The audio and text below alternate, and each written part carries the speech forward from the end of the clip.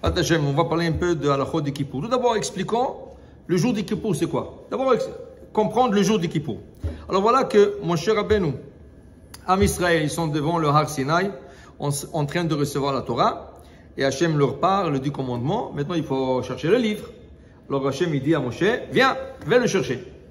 Et Moshe, il dit, voilà, je vais rester là-bas 40 jours ou 40 nuits, qui m'enseigne toute la Torah, je puisse vous enseigner. Le temps qu'il est parti. Pourquoi il a choisi 40 jours? 40, c'est un chiffre magique. Ok? Une femme, ça veut dire sa grossesse est déterminée à 40 jours. Ok? Avant 40 jours, le bébé encore rien. Le mikvé, il a 40 CA. Ok? Le déluge, il a duré 40 jours. Le 40, c'est un chiffre parmi les grands chiffres dans la loi juive. Okay? Alors ça, c'est une des choses. Ça a pris 40 jours, c'est comme une naissance. C'est pour ça qu'on dit que Moshe est devenu comme un ange. La moitié de lui, c'était comme un ange, l'autre moitié sur terre, humain. Alors voilà qu'il est sur le Sinaï. Et en bas, malheureusement, ils sont en train de planifier de faire le veau d'or. Okay? Quand il arrive, il casse l'étape de la loi. Et le lendemain, il remonte pour demander pardon. Il reste encore 40 jours.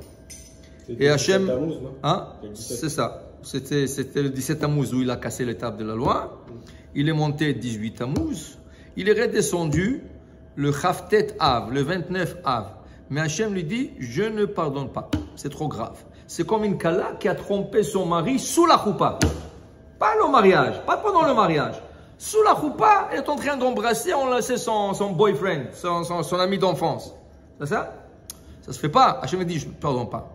Là, moi, j'ai dit, c'est pas possible. Si Hachem ne pardonne pas, c'est grave. Alors, il dit, préparez-vous, je vais remonter une troisième fois pour 40 jours. Il est remonté pour 40 jours. Et là, après les 40 jours, c'était le jour, il est monté Aleph Elul, premier Elul. Et il est descendu le 10 Tishrei, qui est la date de Kippour. Et là, Hachem me dit, Salachti kitvarecha. Voilà, maintenant je pardonne. Je pardonne maintenant. Dis-leur que je leur pardonne. Okay?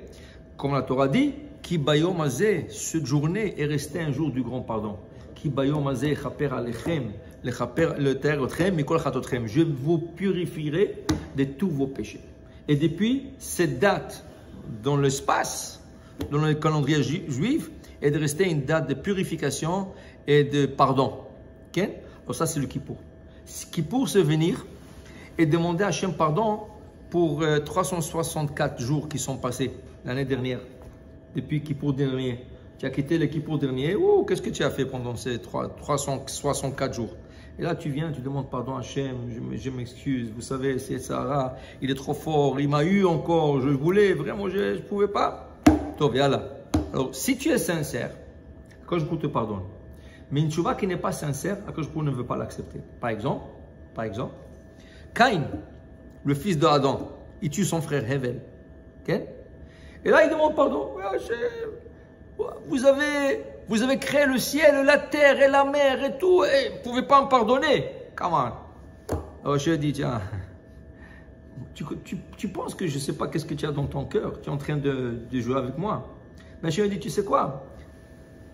À l'aspect extérieur, ça a l'air que tu pleures et tout ça, je te pardonnerai, mais pas plus que 7 générations. La 7e génération, tu vas la voir. Qu'est-ce qui est arrivé à la 7e génération? Non. Son arrière petit-fils qui était aveugle, qui s'appelait Tuval Caïn. Il était appelé d'après son grand-père, mais il s'appelait Tuval Caïn. Il est aveugle, son fils de ce Tuval Caïn, il le mène dans une forêt, et il dit, papa, tire à gauche, tire à droite. Et chaque fois qu'il tirait, il tuait un animal. Il savait comment bien viser ses flèches. Et là, le petit, il entend un bruit dans le buisson. Il dit, papa, je crois qu'il y a une gazelle là-bas. Tire une flèche. Il a tiré une flèche. Qui c'était qui était derrière le buisson? C'était son arrière-grand-père, Caïn. C'est-à-dire Caïn qui a tué son frère Hevel. Et sa tchouva n'était pas sincère. Akadosh Baruch Hu lui a donné 7 générations. Je t'attends. Première génération, il n'a pas fait tchouva. Deuxième génération, il n'a pas fait tchouva. 7 générations, il n'a pas fait tchouva. Quoi, tu te manques de moi? Je te donnais 7 générations une chance de faire tchouva, tu ne le fais pas. À la fin, il a été tué par son propre arrière-petit-fils. Okay? Quand Adam il voit ça, okay, il compose une chanson. Vous savez que le Tehillim a été composé par 10 auteurs. 90%, 90% c'est David Amelech, mais il y a 10% des autres auteurs. Il y a Avraham Avinu, Maskil et Mana Ezrahi, il y a les enfants de Korach, la Mnatseach Mizmor Libne Korach, les enfants de Korach. Il y a aussi Moshe Rabbeinu, Tefila le Moshe Isha Elohim, 90, dans le psaume. Mais il y a aussi un psaume de Adam. Quel est ce psaume? Mizmor Shir le Yom HaShabbat. Quand Adam a fauté, tout de suite c'est devenu Shabbat. Alors il a composé une chanson en disant Tov leodot l'Hashem. Il faut toujours remercier Dieu. Il est plein de miséricorde. Le Ol Zamer Shimcha Elyon. Et louer son grand nom. Pourquoi il a dit Mizmor Shir le Yom HaShabbat? Disent le commentateur, bien sûr, il parle de Shabbat. C'était le jour de ça qu'il a fait tchouva. Il a fait tchouva le jour de Shabbat. Mais si vous prenez les lettres du mot Ha-Shabbat, qui est les lettres He, Shin, Bet et Taf, et vous permutez les lettres, ça va vous donner le mot Teshuvah. Ha-Shabbat, c'est les lettres Teshuvah. Sans le Vav, mais on n'a pas besoin d'écrire Vav dans le mot Teshuvah. Pour te dire qu'il a fait Teshuvah le Shabbat. Il a fait Teshuvah Shabbat. C'est pour ça qu'une des premières choses quand on fait Teshuvah, c'est de faire Shabbat. Une personne doit pratiquer le Shabbat, faire le Shabbat. Adam, il a fait Teshuvah. Mais sa Teshuvah était sincère. Pas comme son fils Caïn. Alors pour dire que même tu ne peux pas tricher à Dieu. Il dit, je pardonne-moi. Parce que Dieu, il lit ton cœur. Il sait exactement qu'est-ce que tu as dans le cœur. J'ai vu un documentaire qui parle des morts cliniques, les gens qui sont morts cliniquement et qui sont revenus à la vie après 3 jours, 4 jours.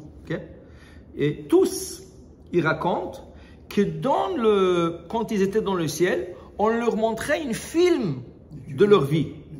Depuis qu'ils sont nés jusqu'à qu'ils sont morts ou tués ou n'importe quoi. Et après, ils sont revenus à la vie. Et qu'est-ce qu'ils disent tous là-bas?